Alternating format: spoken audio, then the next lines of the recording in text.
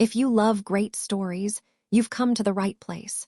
Subscribe to my channel to make sure you don't miss any new videos. Like and share this video with your friends if you enjoyed it, and let me know your thoughts in the comments below. The silence that followed the implosion of the Red Keep was more terrifying than the roar of the wildfire. It was an absolute, suffocating void. In the Great Hall, the dust of pulverized gold and scorched marble hung in the air like a shimmering, toxic fog. Jon Snow pulled himself from the rubble near the doorway. His cloak was gone, his armor was warped by the heat, and his face was a map of blood and soot. He looked toward the center of the room. The hole where the Iron Throne had stood was perfectly circular, its edges smoothed into black glass by the intensity of the heat. There was no trace of Daenerys Targaryen, no trace of Cersei Lannister. The dragon and the lion had canceled each other out, leaving behind a world that felt strangely light, as if the weight of their centuries-long feud had finally been lifted from the earth. "Dany," Jon's voice was a dry rattle. He crawled to the edge of the abyss and looked down. He saw only a faint, fatting green glow miles below, where the mother lode had finally exhausted its fuel. Jon stumbled out of the ruined Red Keep and onto the high terrace overlooking the city. King's Landing was no longer the gilded city. The emerald glow was gone. The gold plating on the walls had melted and run into the gutters, leaving the stone buildings looking like flayed corpses. The rain began to fall, a cold, gray drizzle that turned the ash into a thick, black mud. As Jon descended the serpentine, he saw the survivors. They were emerging from the cellars and the sewers like ghosts. These were the people who had survived the Gilded Fever and the wildfire skis. They didn't look like victors. They looked like people who had forgotten how to speak. "Jon." He turned to see Tyrion Lannister. The dwarf was sitting on a pile of charred timber, his eyes red-rimmed and hollow. He was holding a small, blackened object in his lap. It was the hand of the queen pin, its gold surface bubbled and scarred. "It's over, Tyrion," Jon said, collapsing onto the stones beside him. "Is it?" Tyrion asked, his voice cracking. "Look at them, Jon. Look at the city. We didn't save them. We just stopped the fire from eating the bones. The gold is gone. The food is gone.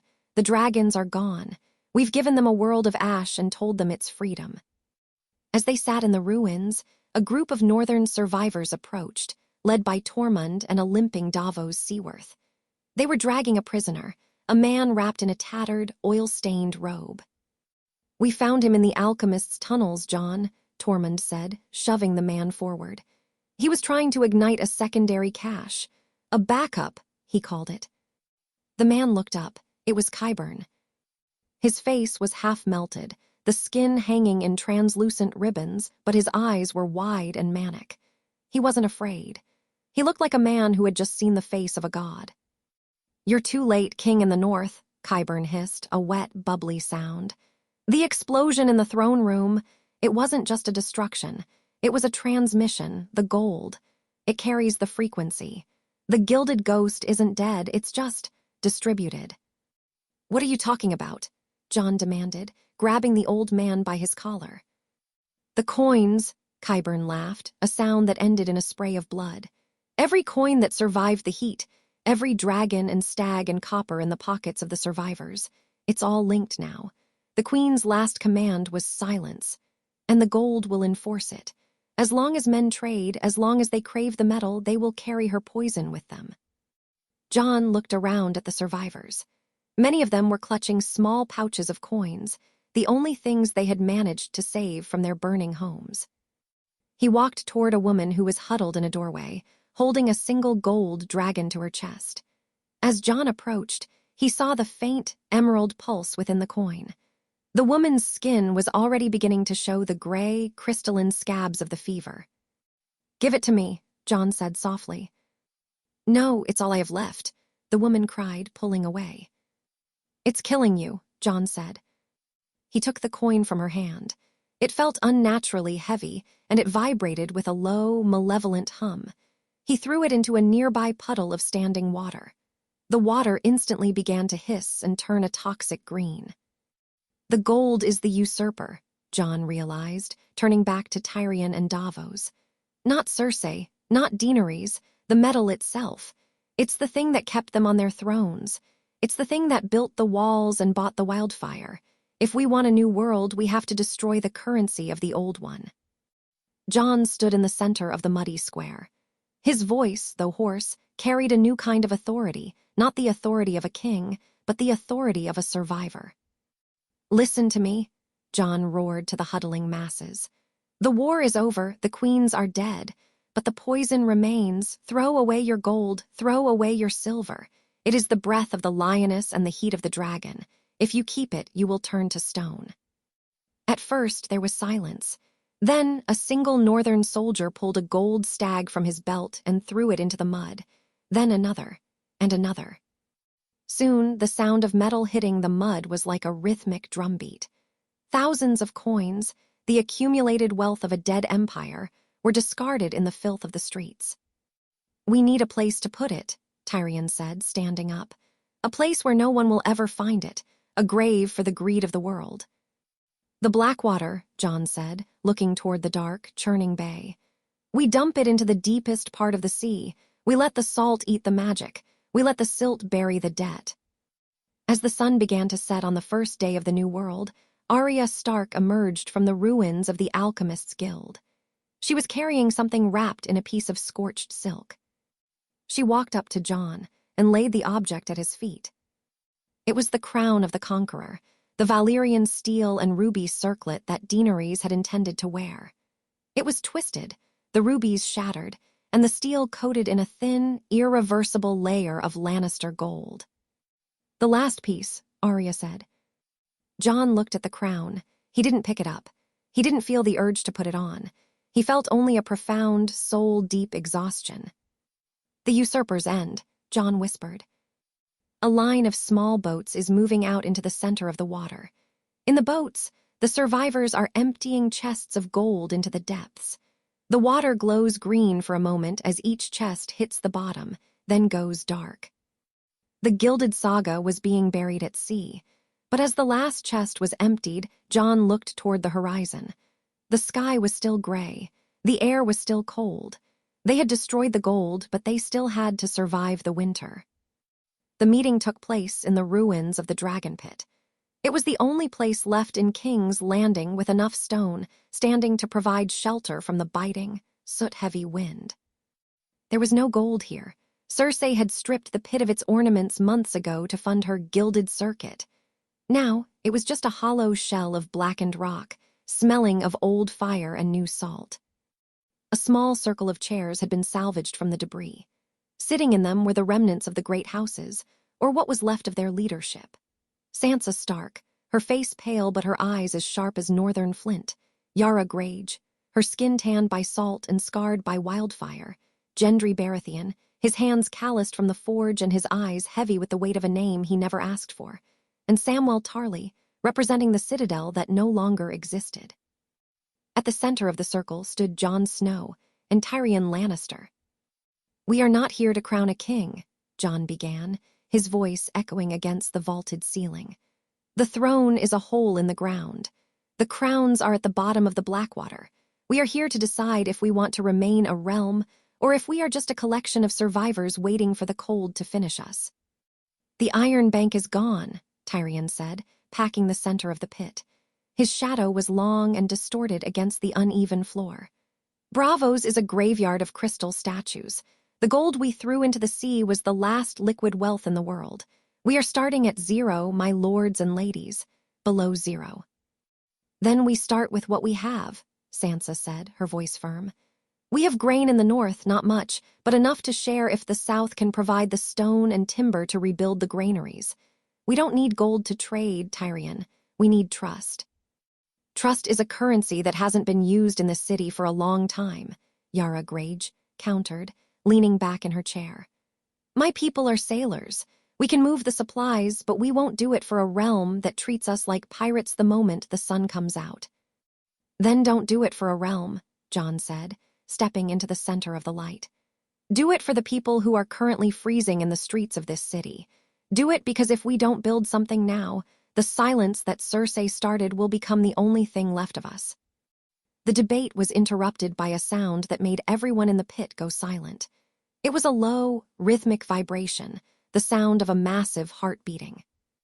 From the shadows of the lower tunnels, Drogon emerged. The black dragon was a horrific sight. He was no longer the apex predator of the skis. His scales were dull and flacking, his eyes were clouded with the gray film of the gilded fever, and the lion's tooth scar on his shoulder was weeping a dark, iridescent fluid. He was moving slowly, his claws clicking on the stone with a sound like a ticking clock. He didn't roar, he didn't breathe fire. He simply walked to the center of the pit and lowered his massive head until his snout touched the cold ash of the floor. "He's dying," Samwell Tarly whispered, his voice full of a scholar's pity. "The wildfire in the air, it's overcharged his blood. His body is literally burning itself from the inside out." Jon walked toward the dragon. He felt no fear, only a profound sense of shared history. He placed his hand on Drogon's snout. The heat coming from the beast was immense, but it was a dying heat, the last ember of a 400-year dynasty. "He's the last piece of the old world, Jon," Tyrion said, standing behind him. "As long as he lives, the dream of the dragon remains. And as long as that dream remains, someone will always try to use it to build another throne." Jon looked at the dragon, then back at the council. He realized that the usurper's end wasn't just about Cersei or Daenerys. It was about the magic that had allowed them to be usurpers in the first place. "The dragons brought us here," Jon said to the council. "They built this city and they destroyed it. They gave us the power to be gods, and the gods turned out to be monsters. We cannot go forward if we are still carrying the fire of the past." "What are you saying, Jon?" Sansa asked, her voice hushed. "I'm saying that the age of kings and dragons is over," Jon said. "We don't need a central power. We don't need an iron throne. We need a confederation of the ash. Each of you will rule your own lands. You will trade by pact, not by tax. You will protect each other because if you don't, you die alone." "And the King's Landing?" Gendry asked. "King's Landing will be a neutral port," Jon decided. "A city of the people. No Lannister lions, no Stark wolves, no Targaryen dragons, just a place where the ships meet." The lords and ladies looked at each other. For the first time in the history of Westeros, there was no scramble for power. There was only a weary, collective nod. The Gilded Saga had broken them so completely that they no longer had the energy for ambition. As the sun began to dip below the horizon, Dragoon let out a soft, mournful sound. He looked up at the sky, his clouded eyes momentarily clearing. With a monumental effort, he spread his tattered wings. "He's leaving," Daenerys' voice seemed to whisper in the wind, though she was gone. Drogon took flight. It wasn't a majestic ascent. He struggled for height, his wings beating against the heavy, ash-filled air. He flew over the ruins of the Red Keep, over the blackened streets of Flea Bottom, and out toward the east. "Where's he going?" Sam asked. "Home," Jon said. "To the ruins of Valyria, to the place where the gold and the fire began. He's going to take the memory of the dragons back to the smoke." They watched as the black silhouette grew smaller and smaller against the gray sky. When he finally vanished into the mist, the world felt suddenly, terrifyingly quiet. The silence was finally complete, but it wasn't the silence of Cersei's tyranny, it was the silence of a clean slate. As the council began to disperse, Jon went to the dungeons beneath the pit to see Qyburn one last time. The old man was dying, his body consumed by the very gilded fever he had perfected. "The dragon is gone, Qyburn," Jon said, standing outside the iron bars. "The gold is at the bottom of the sea. Your queen is ash. Your work is finished." Qyburn looked up, a crooked, bloody smile on his face. "Is it? You think you can bury the greed of man in the silt? You think you can trade trust for bread?" He let out a raspy, wet cough. "Man is a creature of the gilded heart, Jon Snow. You've taken away the coins, but you haven't taken away the desire for them. You've ended the saga, but you haven't changed the story. Someday, someone will dive into that bay. Someone will find a single gold dragon, and the fever will begin again." "Not in my lifetime," Jon said. Then your lifetime is the only victory you will ever have, Qyburn whispered, his eyes finally clouding over. He slumped against the wall, his hand clutching a piece of jagged, scorched silk, the only thing he had left of the world he had helped destroy. Sansa and the northern lords begin their march back to Winterfell, their carts filled with seeds and stone. Yara's ships set sail for the Iron Islands. Tyrion remains in the ruins of the city, sitting on a crate near the harbor, a pen and a piece of parchment in his hand. He begins to write, not a history of kings, but a history of the Gilded Debt. Jon Snow stands alone on the docks. He looks at the Blackwater. He knows that Qyburn was right, the gold is still down there. The ghost of Cersei is still down there. The memory of the wildfire is still down there. But for today, the water is calm. The fire is out, and the usurper in all its forms is finally at rest. The winter that followed the fall of King's Landing was not the supernatural gale of the Night King, nor was it the chemical chill of Cersei's wildfire. It was a human winter, long, lean, and quiet. The gilded fever that had once gripped the continent had receded, leaving behind a population that was physically scarred but spiritually hollowed. A year had passed since the gold was cast into the Blackwater. In King's Landing, the ruins were being reclaimed by the earth. Without the gilded circuit to keep the stone artificially warm, the city had become a skeleton of gray granite. Tyrion Lannister, now the unofficial archivist of the Ash, lived in a small stone house near the harbor. He spent his days teaching the children of the survivors how to read, and his nights writing the chronicle of the Gilded Age. He sat on his porch watching the sunset. The sky was no longer emerald or purple, it was a soft, honest blue. He looked down at his hands. They were stained with ink, not gold. "It's a quiet life, isn't it?" a voice asked. Tyrion looked up to see Arya Stark. She was dressed in simple travel leathers, her face older, her eyes containing a peace that had been absent during the war. "Quiet is a luxury we paid for in blood, Arya," Tyrion said, offering her a cup of thin, sour wine. "Where are you bound?" "Further west," she said, looking toward the horizon. "Beyond the maps. I want to see a place where no one has ever heard the name Lannister or Targaryen. I want to see a world that doesn't have a debt." "Give my regards to the sunset," Tyrion smiled.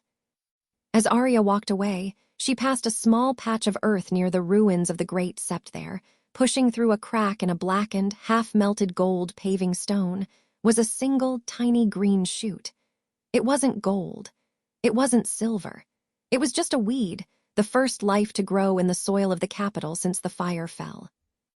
1,000 miles to the north, the wall was still a jagged ruin, but the cobalt burn had finally faded from the ice.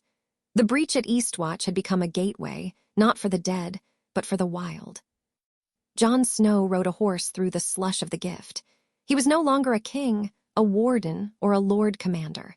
He was just a man in a heavy fur cloak, his hair turning gray at the temples. Behind him followed Tormund and a few hundred free folk, returning to the lands beyond the sun. They reached the haunted forest. Jon stopped his horse and looked back. He could see the distant, white peaks of the Frostfangs. The air here was pure, cold enough to bite, but clean of the sulfur and the ash of the south. "You're not coming back this time, are you, Jon?" Tormund asked, his red beard now white with frost. "There's nothing to go back to, Tormund," Jon said. "The south is a ledger of old ghosts. I'd rather live in a world that doesn't remember my name." Jon looked down at his hip. Longclaw was still there, the white wolf pommel chipped and worn. He unbuckled the sword belt and handed the blade to Tormund. "Keep it," Jon said. "Use it to hunt, use it to build. Don't ever use it for a throne." Jon turned his horse and rode deep into the trees.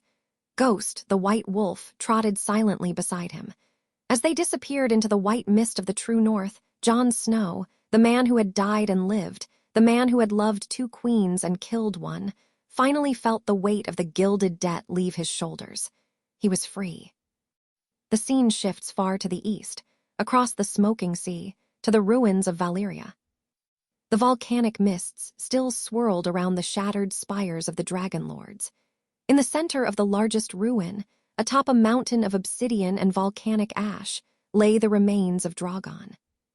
The black dragon had been dead for months, his body finally succumbing to the fever. But he had not rotted.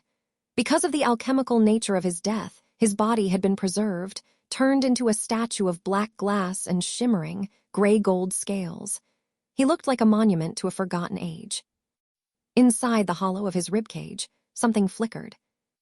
It wasn't a flame. It was a soft, emerald glow, the last residual spark of the gilded ghost.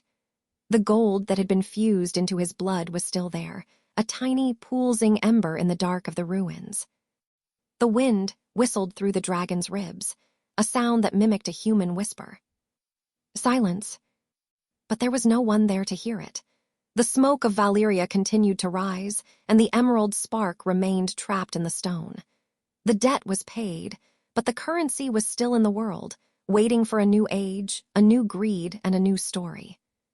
We see the ruins of Valyria, then the narrow sea, then the blackened footprint of King's Landing, and finally the vast, white expanse of the north. The continent of Westeros looks like a scarred shield, resting in the center of a dark ocean. The map of the world begins to fade. The borders of the kingdoms, the lines drawn in gold and blood, dissolve into the natural contours of the land. The tiny green weed has grown a second leaf. A drop of rain hits it, washing away a speck of gold dust. The leaf stands tall, reaching for the pale, honest light of a new morning. Thanks for watching this episode. Like, share, and follow for more interesting stories and narrations. Thanks a lot.